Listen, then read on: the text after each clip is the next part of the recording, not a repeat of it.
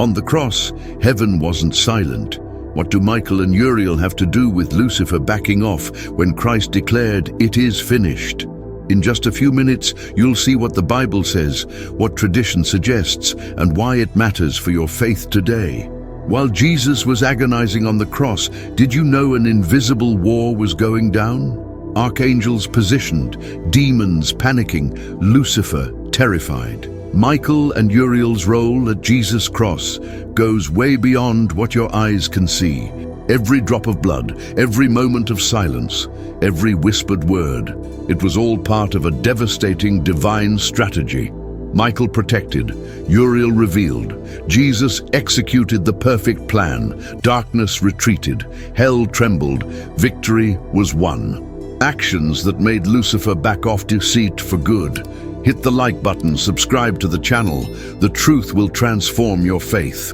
Have you ever imagined that while Jesus was agonizing on the cross, an invisible, fierce battle was raging in the spiritual realm? That Archangels Michael and Uriel were strategically positioned, carrying out specific missions that would make the very forces of darkness retreat in terror? What your eyes saw that day was just the tip of the iceberg of a divine operation of cosmic proportions. The crucifixion wasn't just a historical event, but the epicenter of a spiritual war that would define humanity's eternal destiny. While Roman soldiers hammered nails and crowds mocked, powerful angels were carrying out celestial orders that would echo through eternity. Heaven's apparent silence was, in fact, the sound of a divine strategy being executed with military precision. Every drop of blood shed, every whispered word, every moment of agony had a purpose that transcended what the human mind could grasp. The cross of Calvary wasn't just a Roman execution site, but the ultimate battlefield between good and evil. As Jesus hung between heaven and earth, angelic and demonic forces positioned themselves for the final showdown. The Apostle Paul reveals in Ephesians 6:12 that our struggle is not against flesh and blood, but against the rulers, against the authorities, against the powers of this dark world. In that crucial moment, this truth manifested literally and tangibly. The spiritual darkness that covered the earth for 3 hours wasn't just a natural phenomenon, but the visible manifestation of an invisible war. Demons swarmed, waiting for the moment to claim the Son of God's soul, while angels prepared to defend the plan of redemption. Every second that passed intensified the tension in the spiritual realm. Creation itself groaned, as Paul describes in Romans 8:22, feeling the weight of that decisive moment. What seemed like history's greatest defeat was about to reveal itself as the most strategically planned victory ever.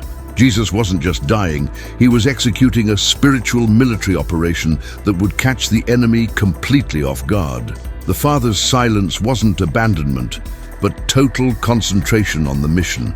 Every wound, every insult, every moment of pain had a specific purpose in the divine plan to rescue humanity.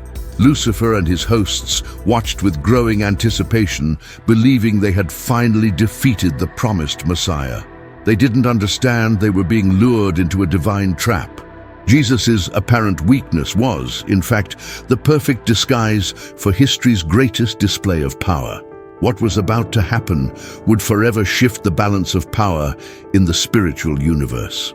But how exactly did Archangels Michael and Uriel position themselves in this cosmic battle? Michael, whose name means "who is like God," took his position as supreme commander of the celestial forces in that crucial moment. His mission was to protect the legal transfer of humanity's sin to Jesus, preventing any demonic interference that could compromise the sacrifice. In Daniel 12:1, we see Michael described as the great prince who protects your people. Never was that description more relevant than at the cross of Calvary.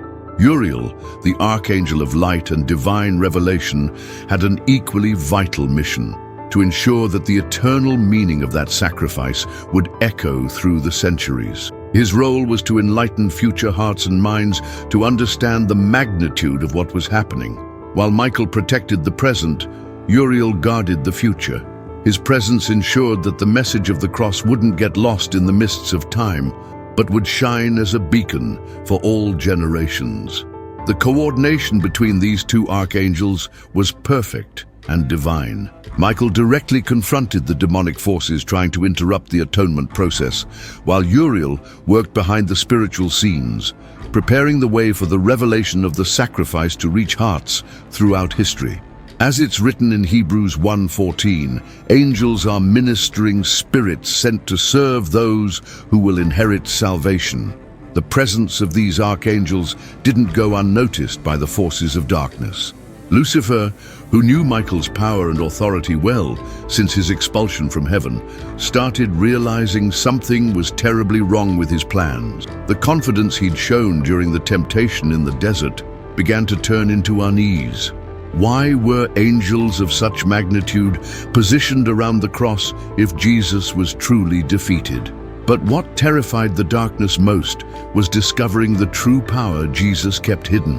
Jesus being silent in front of his accusers wasn't a sign of weakness.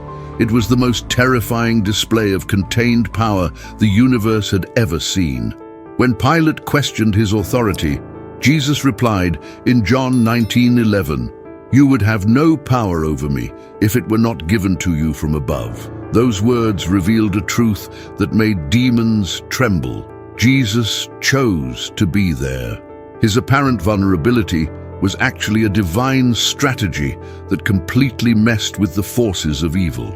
With every lash he didn't fight back against, every insult he didn't answer, Jesus showed a kind of strength Lucifer would never get. The pride that caused the rebel angel's downfall kept him from understanding how someone with absolute power could choose submission. In Philippians 2:6-8, Paul explains that Jesus did not consider equality with God something to be used to his own advantage. Rather, he emptied himself. This voluntary emptying was a devastating spiritual weapon. The demonic forces expected Jesus to use his divine power to save himself, confirming their suspicions about his nature. But with every moment that passed without any supernatural power showing up, the confusion in the realm of darkness grew. They couldn't grasp that true victory would come through apparent defeat. Jesus' submission was like a spiritual virus infecting their evil plans, causing chaos in their ranks. Michael watched with growing awe as his Lord executed the most brilliant strategy in history. Every act of submission was actually a tactical move that positioned Jesus for the final blow. The power contained in his silence was more devastating than 1,000 angelic armies.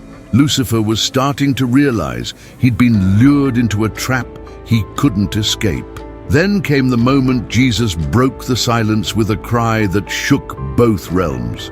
As the Eli, Eli, lama sabachthani, those words echoed not just on Calvary's hill, but reverberated through all spiritual dimensions. Traditionally interpreted as a cry of abandonment, that shout was actually a divine military order issued to the spiritual realm. Jesus was quoting Psalm 22:1, but his words carried authority that activated specific angelic protocols. It was the signal Michael and Uriel were waiting for to execute the next phase of the divine operation. The cry wasn't one of despair, but of command.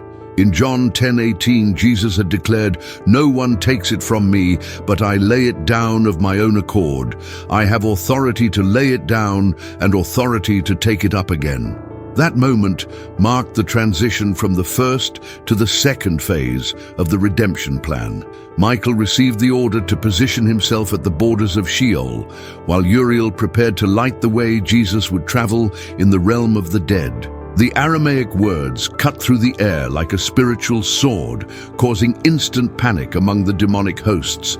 They recognized the divine authority behind the cry and realized they'd been tricked. What they thought was a cry of defeat was, in fact, the final declaration of war.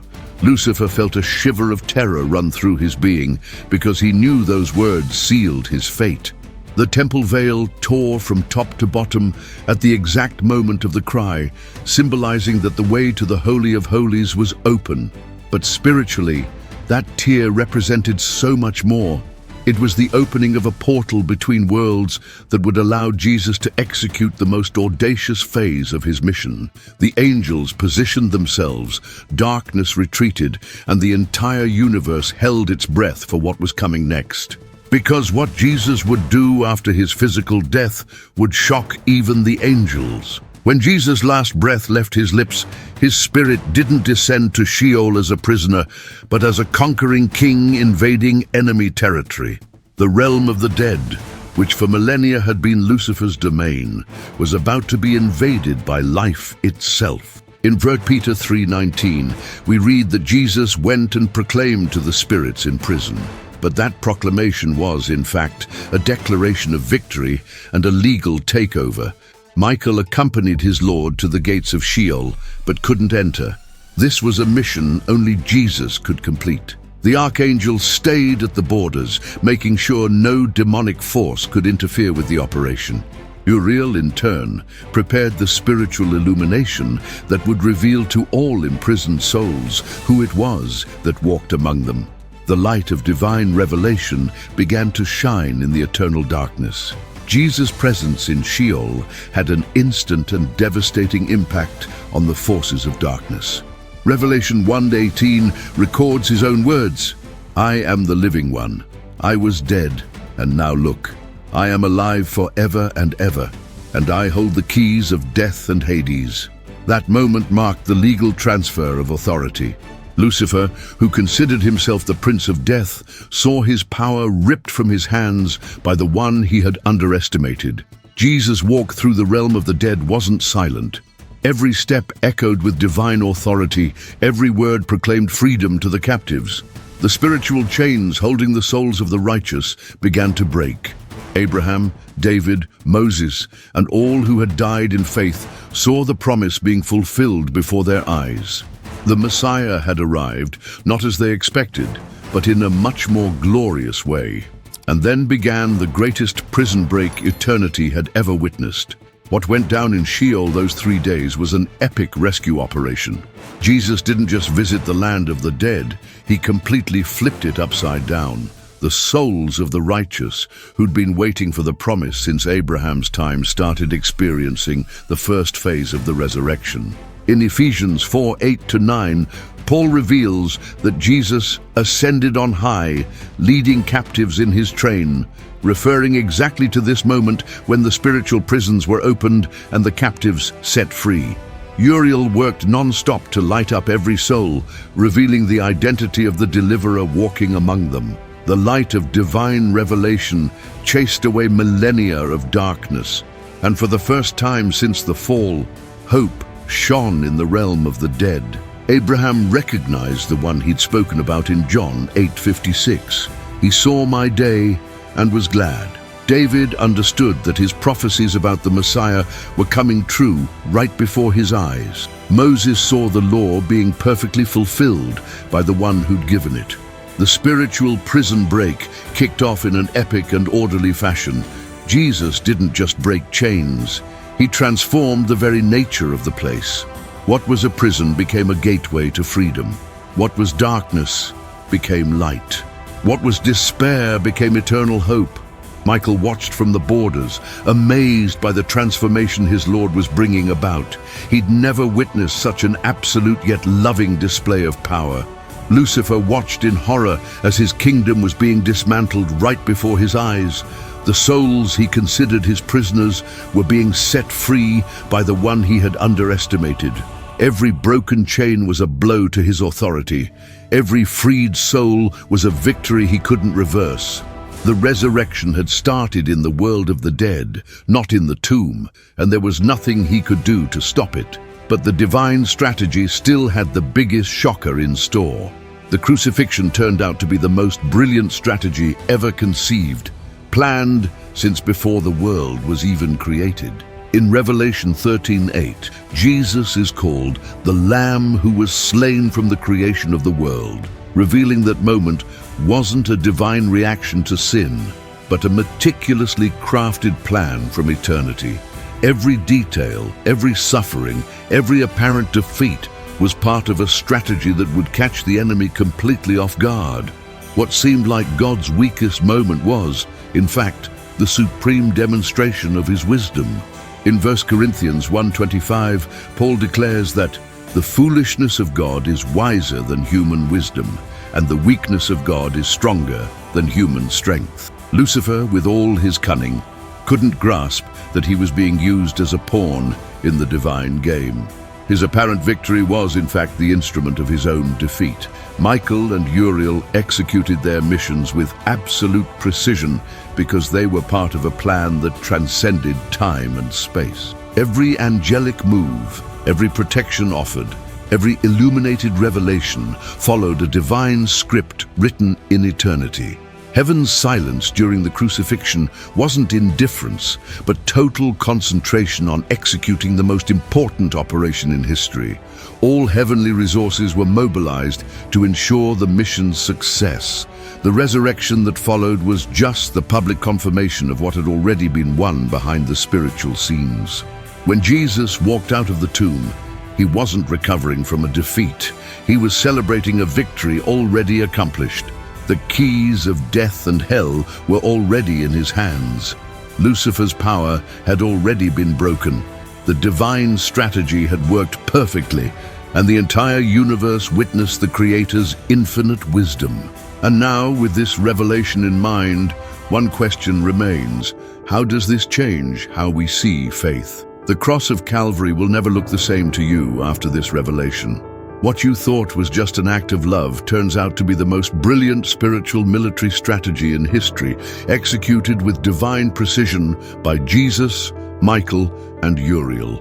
Every tear shed, every drop of blood, every moment of apparent abandonment was part of a plan that forever shattered the power of darkness over humanity.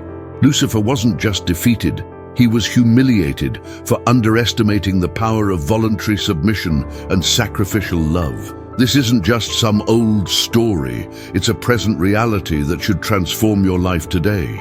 If Jesus was able to turn his biggest defeat into absolute victory, what situation in your life is beyond God's transforming power?